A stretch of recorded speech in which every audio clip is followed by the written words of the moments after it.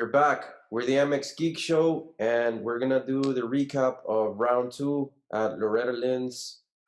And it was a mutter, but it was great racing, and a lot of things happened in the 250 class, and even more on the 450. Let's jump right into it, and let's talk about the track, and then we're gonna jump into the 250 and then 450. Yeah, great. Well, it's good to be back. Thank you all for tuning in. We're enjoying the championship. It's super interesting, and Loretta Lynn too did not disappoint in that manner. Yeah. So, yeah, complete mutter. Though I think that as we went on, it got worse. So it was obviously for the writers and for the for as a fan, maybe you're not fully like wanting this situation, but I think it made after Loretta Lynn too. I think it's even more interesting of a championship than it was before Loretta Lynn too. So yeah, so I'm super happy of how it came out because like I don't like actually didn't even finish the race, so it was great, man. So just to get started on 250, I told you last week on the show and off the show that I was liking the performance of both of the Martin brothers, and I think it showed on this weekend, on this past weekend, that they're doing great, both of them. Actually, I don't know what you think, but I think that if Alex wouldn't have fell so many times, he crashed like I told you, I think every 5 laps he would crash just for fun. So if he would have not crashed 5 or 6 times, let's just say he would just crash 3 times, I think Alex would have gotten the overall. That's what I think. So I liked it a lot. I like to see Ferrandis coming from back in the pack. I like the way Alex battled the entire time to win. He was just thinking, or the way I saw it is, he's just thinking on winning a moto. He didn't even care about overall. He just wanted to win because he has been racing very good, but has not had the results until this weekend. And then Jay Mart was great. I think he's solid. He's consistent. And even though he's coming back from a really, really bad injury, I think he's showing us that he might be ready for 450 next year. Yeah, the track was difficult. It changed so much because of the rain, and it was survival of the fittest for a 250 class and 450. Going to the 250, yeah, Alex Martin had a great start. Also did Shane McElrath, and I think he stalled the bike and dropped way back in positions. I saw that he was doing good. Alex Martin was doing really good in the first moto, then he fell, and then RJ Hampshire throughout the whole race without goggles withstood the pressure from Ferrandis, because he was pressuring him. Then I think Ferrandis made a mistake. But overall, I think it was a great race for RJ. Yeah, like you said, Jeremy Martin was strong on both motos. I think that that's the thing in 250s. You never know if Ferrandis is going to get a great start and pull away. I mean, you still got both Martin brothers, which showed they're really good, starters, and they proved that they can go the whole distance in a mud race. Let's see how it goes at Ironman next round. I think they're still going to be up there, but I want to see more from Shane. I want to see more from Justin Cooper. McAdoo was running good too in the first moto. I agree. After, then RJ passed him, but yeah, I mean, for Ferrandis, a post-race conference, like you're asking him questions, he was pretty bummed out that he had second, but he's still, the points leader, and to me, he's still the guy to beat in this class. I agree. No matter what. But yeah, that was my thoughts for 250, and I might add that Hunter Lawrence? Training weekend for Hunter Lawrence. Yeah. Yeah, you told me, like, what's up with him? And I was like, dude, he's at the medical. And he was like, why? And I'm like, I don't know. He's just the medical. If it's like on a doctor or something. I don't know. Remember I told you? And it was like, at the end of the day, I never actually knew what happened. Because but yeah, like this, he was. I think even during the transmission, it was said that at least in most of us, the fans, we are all counting on Hunter Lawrence to be battling for the championship. And, you know, two races are gone. That's why that's a little more than about 25% of the championship is gone, and he's nowhere to be found. So I don't think that he's going to come back, at least to fight for the title. But hopefully, we can see him back, finish races, and just try to. I don't know what's going on, but yeah, he shows speed. He's good. In the races that we have seen him, he has not. I don't want to say have troubles, but he has had different variables that had affected his racing that he can't really control, if you know what I mean.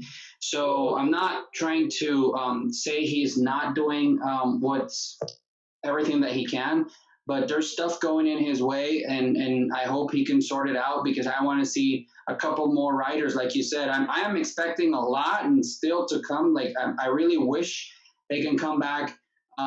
And fight for the championship for Justin Cooper and Hunter Lawrence. I agree with you on that 100%. And just like I want to see more guys stack up in the title contention area, just because it's a lot more fun.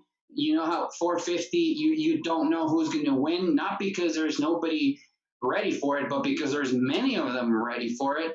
So we want to see that in the 250, and especially because 250 is unpredictable. Dude, you can think, you do your fantasy pickup and then you choose this and that and the other, and then it just happens to be the exact opposite. And that, I think it's something that 250s or lights or 125 before has always had. It's like a mystic, I think, of that class that I really like, is and it's unpredictable, and I love it. And I hope we can get those two riders, if not title picture in what's forward, but at least in the podium picture, because I want to see more battles with Ferrandis. I want to see if RJ is actually just not a two-hit wonder now, but if he can stay in that level and see where the Martin brothers stand with all these other guys. So yeah, it was a great race.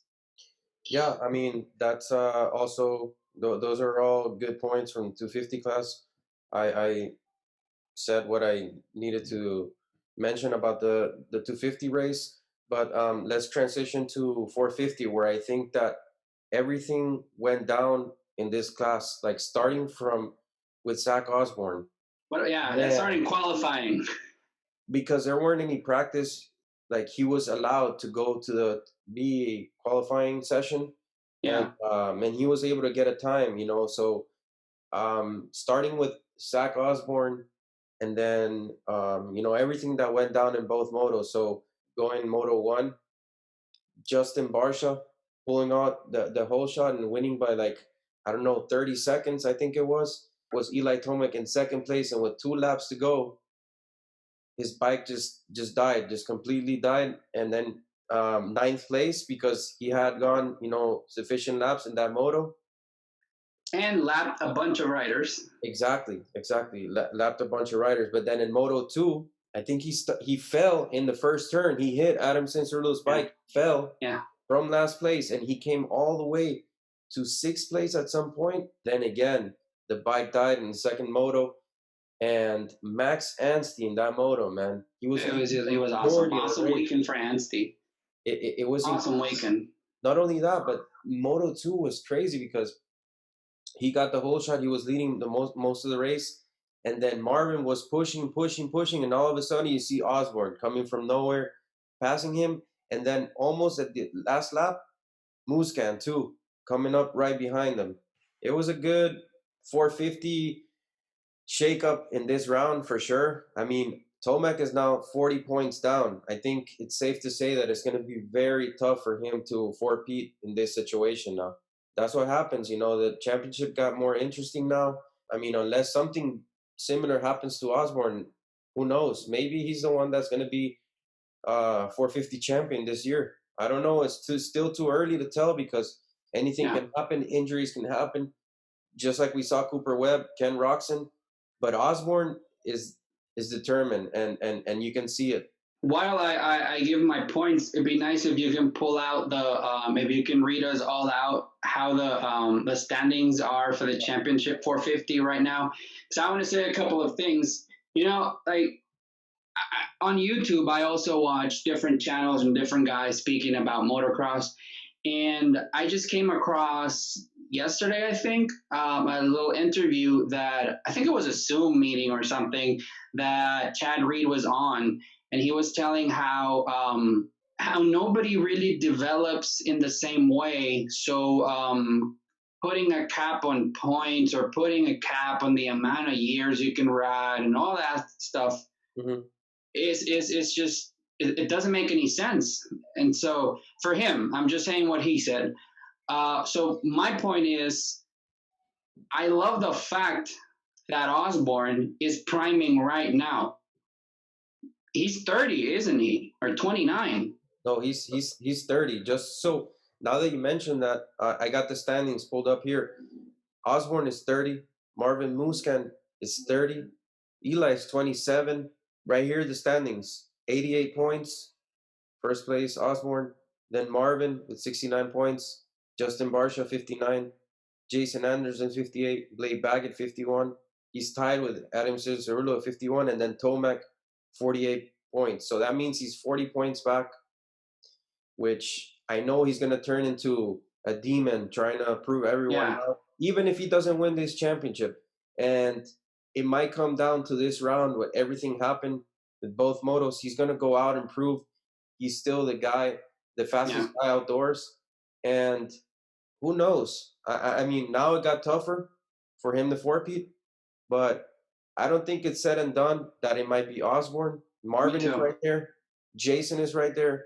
AC is right there. So it's cool in that sense. And I gotta admit it. You know, I'm a Tomac fan, but at the same time, I like that it's gotten competitive. And Yeah, so yeah, that's yeah. all. No. Well, one quick question: where's Tickle standing? Brock Tickle. He's tied with Tomac, 48 That's points, that's that's what I wanted to say. So and Max Anstey is the next guy, 1 point behind. okay, so that's where I wanted to get to. Um, so that's where my point Wait, was wait, wait, leading. wait. You want to know where your boy is? He's in 10th place. Christian Craig. That's your guy right there. I mean, sorry. Oh He's man, in 11th. Christian Craig. imagine. So I'm not gonna say the joke that I told you while we were watching the race, because then Christian Craig, either family or fans are gonna just set me on fire. But I do want to say that I wanted to hear the points for everybody to have it into perspective in case they're not watching their cell phone or even if we don't put a graph on while we're speaking, because as you read the points, you said first, you said Osborne. Second, you said Marvin Muscount. Third, you said Justin Barsha. Am I right? Mm-hmm. Fourth, Jason Anderson. And fifth, Baggett. Baggett. Okay. So we can all agree that all those guys, out of all of those guys, we cannot say which of those guys is going to win, which makes it super interesting. Mm-hmm. And if we say that Eli Tomac is still not, don't take him out of the picture yet. Yeah. We and what we saw coming from Max Anstey this weekend and Adam Cianciarulo not being on that top five, it's like, dude, this is one heck of a championship that we're gonna get. And not only that, but another person that had a bad day and had a great first round was Sexton. So Yes, throw him into the mix too. So I exactly. think that in previous years, the 250 class in outdoors was more exciting. But this Yeah, year, we can say that the 450 class is so stacked. So exactly. with this said, I mean, it was a great first two rounds at Loretta Lynn's, but I'm super pumped about the next race because I like that track a lot, Ironman, and it has big jumps, super wide corners. It's long, it's rutted too. I like it. Yeah. I like it a lot, and hopefully it's good weather. But let's go ahead and do our predictions for the 250 and 450 for that round. For a change, let's start with 450 predictions. Man, this is hard. Let me say number one. Now, we're speaking about overall here, right? We're not doing per moto. Overall. Overall, okay, great. Wow, man. Let me say number one, Zach Osborne. Number two, Chase Sexton. And three, Marvin Muskan. Those are my top three guys. I do not think Eli is going to get there. He's going to maybe be fourth for some reason. I think it's just going to push it way too hard, dude. That's what I think. He wants to prove it, and he will prove it, because regardless of where he finishes, championship or not, he's going to make sure the entire field knows he's a champion. And you and I, as sports fans, we know that the champion or the captain of a team is not necessarily the champion, the real champion, or the real leader.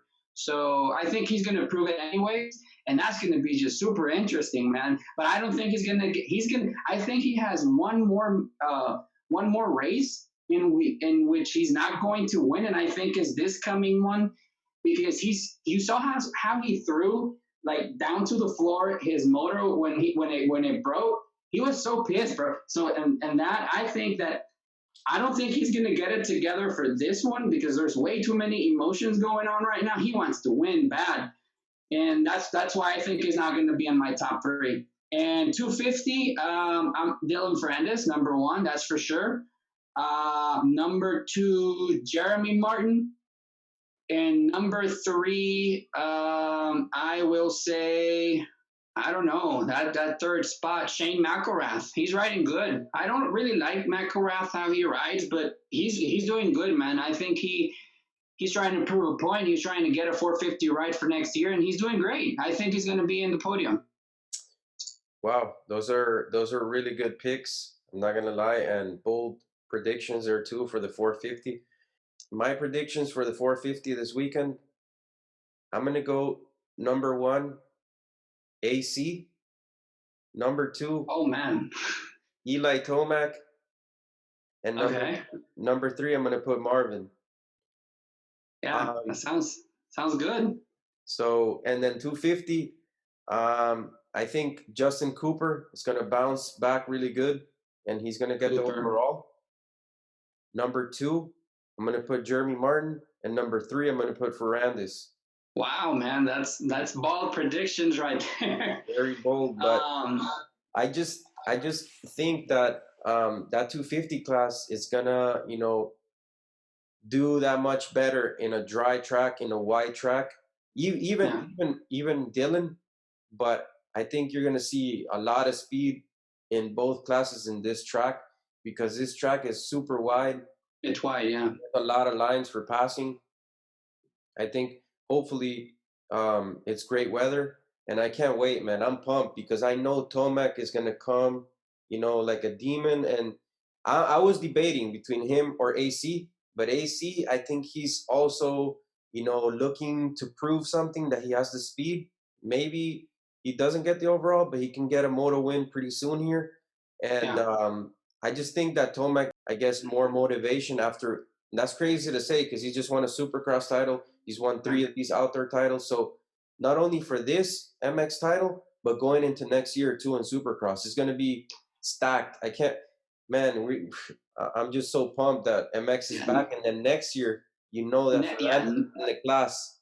Yeah. So next Supercross season is like, oh, dude, I want to record every race because it's just going to be crazy. Hey, just before we're done, I do want to say that I think championship picture here. So let's get all into. I'm trying to win a championship, not a race. I think that this next weekend is key if you want to still have a shot at the championship. If all the other riders besides Osborne let Osborne get away with one more win, bro, we can start calling this quits and just let's give the championship to Osborne. That's what I think. You know why? I think that this weekend is going to be that separation between the 4 or 5 guys that can still fight for the championship and the other 5 that are good and speedy and everything, but are not going to be in the championship picture. So I think it's crucial that Tomac get up there, and I think it's crucial if Osborne wins again, the overall. I think we're starting to have something here. After 3 races, it's 33% of the championship. I know. I mean, obviously he would have momentum, but at the same time, like I said, you never know with injuries or with bike failures, like we've seen. True. I mean, and the factors outdoors, they're that much more unpredictable than in Supercross. So that can happen, or an injury can happen. We've seen that with Osborne. We've seen that with Dungey that gets knocked out of an outdoor championship. True. Cooper Webb now, Ken Roxon. So yeah, but I've seen big leads have come to Just an end. cut. Yeah, exactly. So I Yeah. think that Osborne clearly has the momentum, but I'm not sitting here to tell him he's the champion. He looks like he's the most Consistent. better positioned, but Yeah. I think Marvin is still there. He has experience. Jason Anderson, who knows? He might. Blake Baggett can still show something. I think there's some veteran riders that can take advantage of the situation that happened with Tomac. So, with that said, I'm pretty pumped, man, about this Saturday. The Saturdays now have brought back that happiness, that smile on my face. I know you too. And I'm just pumped, man. And there was no MXGP this weekend, but No. I think they're deciding when it's going to be the next round of the date, and we'll talk about that when they race again. But thanks for watching, guys. Subscribe, like, comment. Yep. Don't set me on fire because I don't like Tomac. Don't set me on fire because I'm not a Christian Craig fan. And then comment. But I thought you were. No, you know this. Like I'm a Honda guy, not a Craig guy. But by the way, he didn't do that bad this weekend. He did better than Sexton, so at least that's something. That's true. So yeah, hope they can pick it up a bit and be in the picture. So yeah, guys, subscribe, like, comment, and we're gonna be up next week talking about some more motocross, and hopefully it'll be so exciting and so unpredictable as this past weekend, this has been possibly the best weekend in a long time because this moto was just, man, it was crazy. So yep, see you everybody, see you JD, and we'll see you when we'll see you. Okay, sounds good, man. All right. Bye. Take care.